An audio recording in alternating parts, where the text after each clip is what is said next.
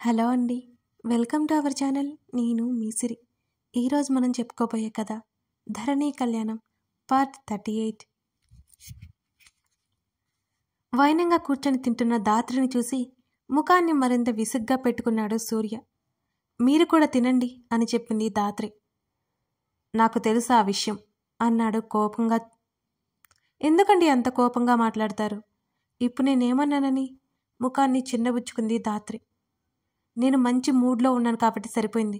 నువ్వు చేసిన పనికి బాల్కనీ నుంచి తోసేసావని అని సూర్య అనగానే అన్నం ముద్ద నోట్లో పెట్టుకుని ఆశ్చర్యంతో కళ్ళు పెద్ద చేసింది దాత్రి. వెంటనే ముద్దను మింగేసి నిజంగా తోసేస్తారా అని అడిగింది. ఎక్కువ మాట్లాడితే అదే చేస్తా అని అతను అనగానే సైలెంట్గా తలదించుకుని తినడం మొదలుపెట్టింది దాత్రి. తినకుండానే లేచి వెళ్తున్న సూర్యని చూస్తూ ఎక్కడికండి అని అడిగింది ఆమె. బాల్కనీలో నుండి దిగొచ్చు అని బాల్కనీలోకి వెళ్ళిపోయాడు సూర్య. వామ్మో, వేసిన ప్లాన్ అంతా పాడైపోయింది అని గబగబా సూర్య వెనకాలే వెళ్ళింది దాత్రి. సూర్యగారు, సూర్యగారు అంటూ సూర్య వెంట పడింది దాత్రి. ఎందుకలా అరుస్తున్నావు అని అడిగాడు చిరాగ్గా. మనం ఉంది సెకండ్ ఫ్లోర్లో, ఇక్కడ నుంచి కిందకి దూకితే కాళ్ళు విరుగుతాయి, అవసరమా చెప్పండి అని ఆమె అంటుంటే దాత్రి చెప్తుంటే సీరియస్గా చూశాడు సూర్య. నేను కిందకి దూకి కాళ్ళు విరగ్గొట్టుకుంటా అని నేను చెప్పానా నీకు? చేతులు కట్టుకుని ఆమెను చూశాడు సీరియస్గా. అంటే అది మీరు సెకండ్ ఫ్లోర్ నుంచి ఫస్ట్ ఫ్లోర్లోకి, ఫస్ట్ ఫ్లోర్ నుంచి గ్రౌండ్ ఫ్లోర్కి వెళ్ళాలి కదా, కష్టమవుతుందని అంటూ నసిగింది. లాడర్ ఉంది అన్నాడు సీరియస్గా. వామ్మో, నిచ్చిన సంగతి మర్చిపోయాను అనుకుంది దాత్రి. వాచ్మెన్ని పిలిచాడు సూర్య. వాచ్మెన్ నిచ్చెన గురించి అడిగాడు, కానీ నిచ్చెన లేదని తెలిసింది. పాడైపోయిందని చెప్పాడు వాచ్మెన్. చిరాగ్గా లోపలికొచ్చేశాడు సూర్య. దాత్రి హమ్మయ్య అనుకుంది. సైలెంట్గా లోపలికి వచ్చింది. బెడ్ తప్ప ఆ రూమ్లో చైర్ కూడా కనిపించలేదు దాత్రికి. అలాగే నిలబడి ఉంది.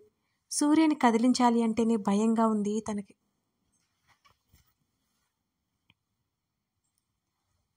ఆంటీ, మీతో మాట్లాడాలి అని అన్నాడు దేవ్. ఏ విషయం గురించి దేవ్ అని అడిగింది సుజిత. జాను గురించి అన్నాడు దేవ్.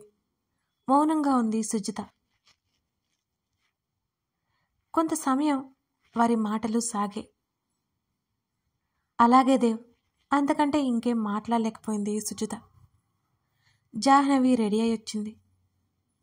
బాయ్ సుజీ నవ్వుతూ చెప్పి దేవ్తో పాటు బయలుదేరింది జాహ్నవి.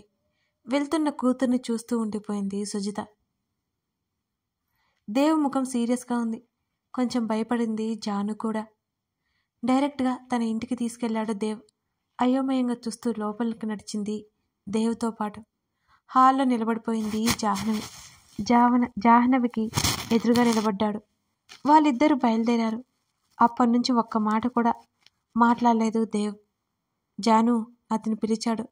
సంతోషంతో జాహ్నవి కళ్ళల్లో నీళ్ళొచ్చాయి. చెప్పు దేవ్ అని అంది. నువ్వే చెప్పాలి, అసలేం చేయాలనుకుంటున్నావు? సూటిగా ఆమెనే చూశాడు దేవ్. అయోమయంగా చూసింది అతన్ని. ఐ లవ్ యూ దేవ్, నీకెందుకు అర్థం కావట్లేదు అని అడిగింది జాహ్నవి. అర్థమైంది కాబట్టి దూరంగా ఉండమని చెప్పాను. నేను నిన్ను ప్రేమించలేను జాను, సౌమ్యంగా చెప్పాడు అతను. ఎందుకు అని అడిగింది కన్నీళ్లు దాచుకుంటూ. అసహనం దేవులో. ఎందుకంటే నా రీజన్స్ నాకున్నాయి జాను, నా పర్సనల్స్ నీకు చెప్పాలి అనుకోవట్లేదు నేను అని అన్నాడు కోపం చూపుతూ. ఏంటి ఆ రీజన్ దేవ్ అని బాధగా అడిగింది జాను. చూడు జాను, నీకు అదంతా తెలియాలి అని అనుకోవట్లేదు నేను. నేను నిన్ను ఎందుకు తీసుకొచ్చానో తెలుసా? నువ్వు ఇలా ఉంటే ఆంటీ బాధపడుతున్నారు. నీకు క్లారిటీ ఇస్తే ఇప్పటికైనా మారుతావనుకుంటున్నా అన్నాడు దేవ్. నో దేవ్, నా వల్ల కాదు అని ఏడ్చేసింది జాను. అందుకే నేను నిన్ను దూరం పెట్టాను. ఎందుకు అర్థం కావట్లేదు నీకు అని అడిగాడు ఆవేశంగా. నువ్వు నువ్వు ఎవరినైనా ప్రేమించావా వణికి గెంతుతో అడిగింది జాను. అంతే అనగలిగాడు. మాట రాలేదు జాహ్నవికి. ఎవరు కొంతసేపటికి అడిగింది. ఆమె చేతిని పట్టుకుని తన గదిలోకి తీసుకెళ్లాడు. అక్కడి నుంచి మరో రూమ్లోకి తీసుకెళ్లి లైట్స్ ఆన్ చేశాడు. ఆ గదంతా ధరణి ఫోటోలున్నాయి. ఆ గది గోడల నిండా తగిలించి ఉన్నాయి. అదంతా చూసి ఆశ్చర్యపోయింది జాహ్నవి. మెల్లిగా నడుచుకుంటూ గది మధ్యలోకి వెళ్ళింది. ఎటు చూసినా ధరణి ఫోటోలే. కన్నీళ్లు ఆగలేదు జాహ్నవికి. దేవ్ ఇక తనవాడు కాదు అనుకుంటే మనసు మెలిపెట్టినట్టుగా ఉంది ఆమెకి. మోకాల మీద కూర్చునిపోయింది. చేతుల్లో ముఖం దాచుకుని ఏడుస్తుంది. ఒక్కసారిగా తన ప్రేమ తనకి కాదు అని తెలియగానే తట్టుకోలేకపోయింది జాహ్నవి. ఆమెని కదిలించలేదు దేవ్. కొంత సమయానికి గాను తేరుకోలేదు. మెల్లిగా లేచి కళ్ళు తుడుచుకుంది. సారీ అని చెప్పి తలదించుకుంది. ఇట్స్ ఓకే జాను, తెలియదు కదా నీకు, ఇప్పటి నుండైనా వదిలే నన్ను, మనం ఫ్రెండ్స్ అంతే అని అన్నాడు దేవ్. నువ్వు చెప్పినంత సులువుగా నేను తీసుకోలేను దేవ్, సారీ అని అక్కడి నుంచి బయటకు వచ్చేసింది జాను. జాను వెయిట్ అంటూ వెనకే వెళ్ళాడు. ఏమంటున్నావు అని అడిగాడు. మర్చిపోవాలి కాబట్టి ప్రయత్నం చేస్తాను, ఇది మాత్రమే చెప్పగలను అని అతను ఒకసారి చూసి ముందుకు తిరిగింది. జాను డ్రాప్ చేస్తాను అన్నాడు అతను. పర్వాలేదు దేవ్, నేను వెళ్ళిపోతాను అంది జాను. ఇది నైట్ టైం, పద డ్రాప్ చేస్తా అని బయటికి కదిలాడు దేవ్. మౌనంగా అతన్ని అనుసరించింది జాహ్నవి. ప్రయాణం మౌనంగా సాగింది వారిది. గదిలోకి వచ్చిన గగన్కి ముసుగేసుకుని కూర్చుని దీర్ఘంగా ఆలోచిస్తున్న ధరణి కనిపించింది. వాష్రూమ్లోకి వెళ్ళి ఫ్రెష్ అయ్యి వచ్చాడు. అప్పుడే కూడా ఇంకా ఆలోచిస్తూనే ఉంది ధరణి. ఒకసారి ఫోన్ చెక్ చేసి పక్కన పెట్టి ధరణి పక్కన కూర్చున్నాడు గగన్. చటుక్కున ధరణి బుగ్గ మీద ముద్దు పెట్టుకున్నాడు. ఉలిక్కిపడి చిన్నగా అరిచింది ధరణి. సీరియస్గా చూశాడు. మీరా అని అంది. అంతగా ఏం థింక్ చేస్తున్నావు అని కళ్ళెగరేశాడు. అంటూ అడ్డదిడ్డంగా తలూపింది ధరణి.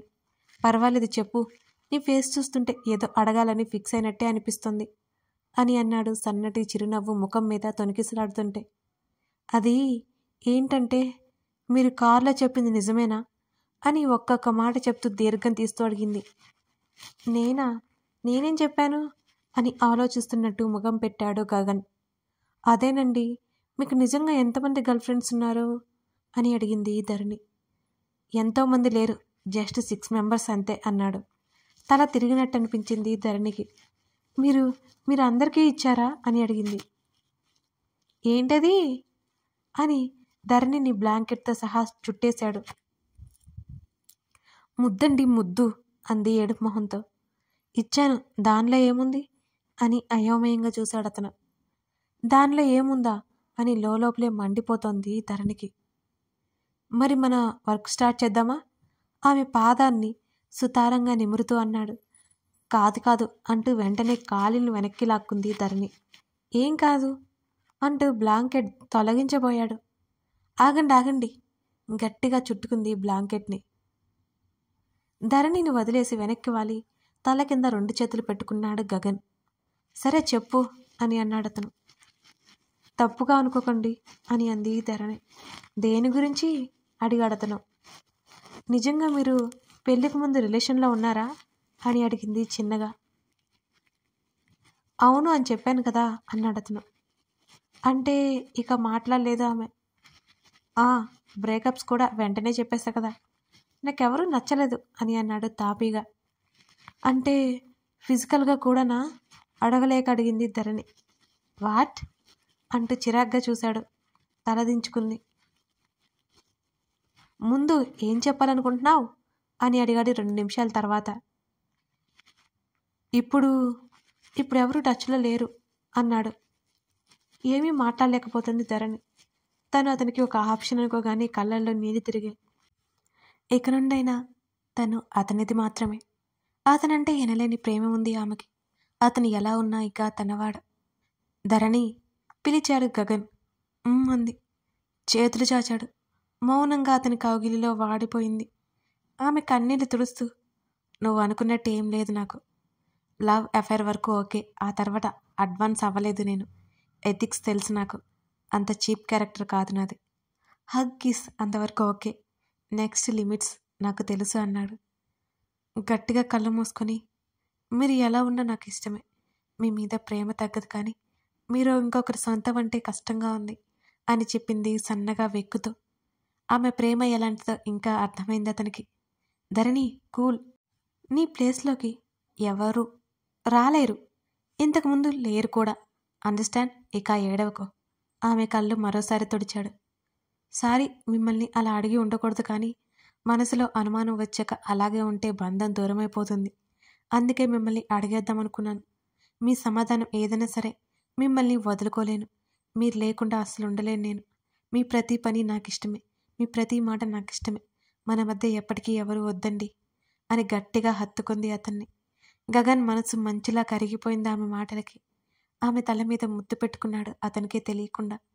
కొంత సమయం వరకు మౌనంగా ఉన్నారిద్దరు. సారీ, నా మాటలకి మీరు బాధపడి ఉంటే. మెల్లిగా తల ఎత్తి చూసింది అతన్ని.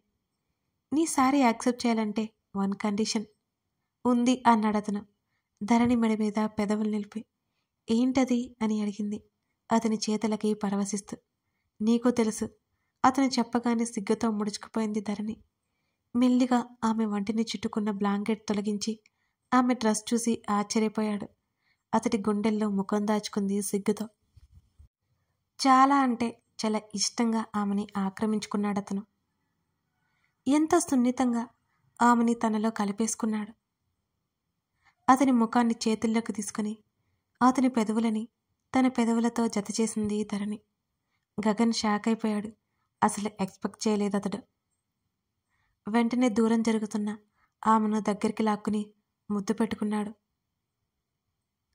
అతనికి అనుగుణంగా మారిపోయింది ధరణి. ఏవండి, అశోక్ ఉన్నారు.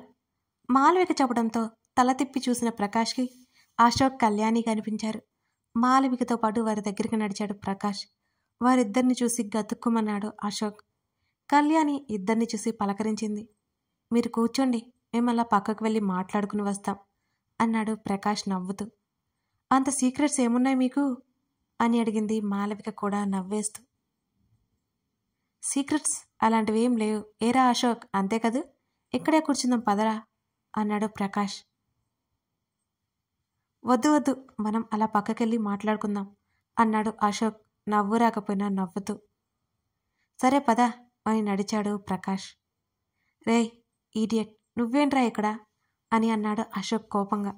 హలో బాస్, మమ్మల్ని ఇన్వైట్ చేశారు సతీ సమేతంగా, అందుకే మాలతో వచ్చాను అని అన్నాడు ప్రకాష్ యాటిట్యూడ్ చూపిస్తూ. పళ్ళు నూరుకుని సైలెంట్ అయ్యాడు అశోక్. ఇంతకీ హైదరాబాద్ ఎప్పుడొచ్చారు అని అడిగాడు ప్రకాష్. 6 months అవుతుంది అని బదులిచ్చాడు అశోక్. మమ్మల్ని కలవాలి అనుకోలేదన్నమాట అని అన్నాడు ప్రకాష్ సూటిగా చూస్తూ. ఏమీ మాట్లాడలేదు అశోక్. చూడు అశు, నువ్వు మాలవికని ఇష్టపడ్డా, నాకు ఆ విషయం తెలియదు. మాలవిక నన్ను ఇష్టపడింది. నా కోసం తన ఇంట్లో వాళ్ళని వదులుకొని వచ్చింది. తనని సంతోషంగా చూసుకుని మా ఇంటికి మహారాణిని చేశాను. జరిగింది ఇది. నీకు మాలవిక అంటే ఇష్టమని నాకు నిజంగా తెలియదు. తెలిస్తే మా పెళ్లి కంటే ముందే నీతో విషయం చెప్పేవాణ్ణి. ఎవరూ లేకుండా పెళ్లి చేసుకున్నాం, అదే కదా నీ కోపం అని అన్నాడతను. అప్పుడు తెలియని తనంతో కోపం పెంచుకున్నాను. తర్వాత కళ్యాణిని పెళ్లి చేసుకున్నాను. ఇక నాకేం బాధ లేదు. కానీ నువ్వు నాతో కూడా చెప్పకుండా పెళ్లి చేసుకున్నావు, అదే నా కోపం అన్నాడు అశోక్ 2 క్షణాల తర్వాత. అదంతా సరే, ఇప్పుడైతే తెలుసుకున్నావు కదా, మరెందుకు ఇంకా దూరంగా ఉంటున్నావు అని అడిగాడు Prakash.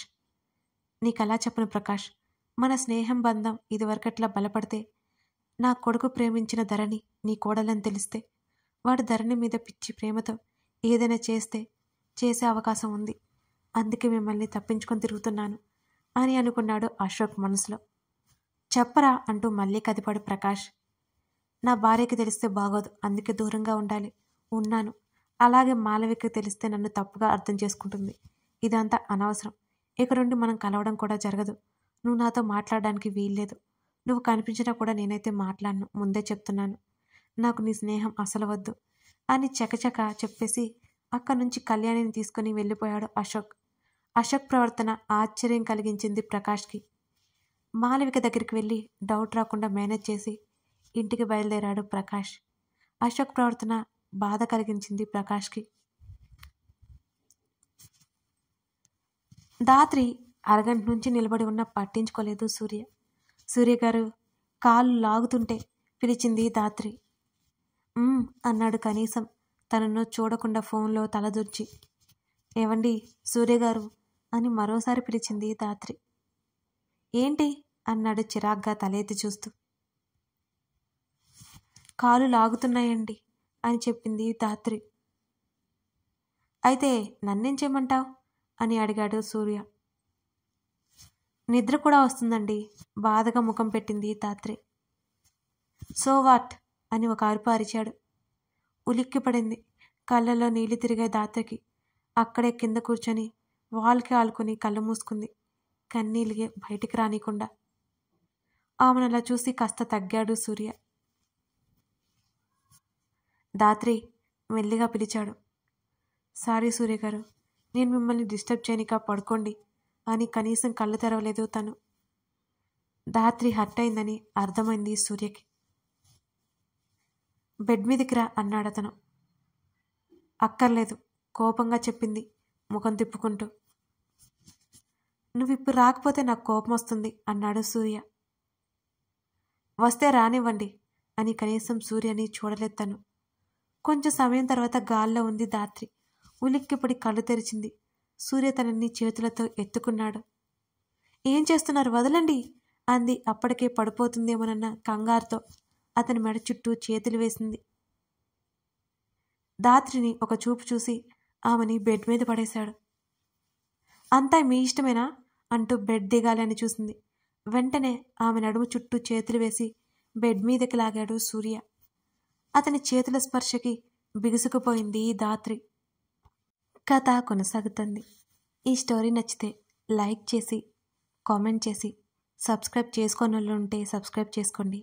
Thank you for watching this video.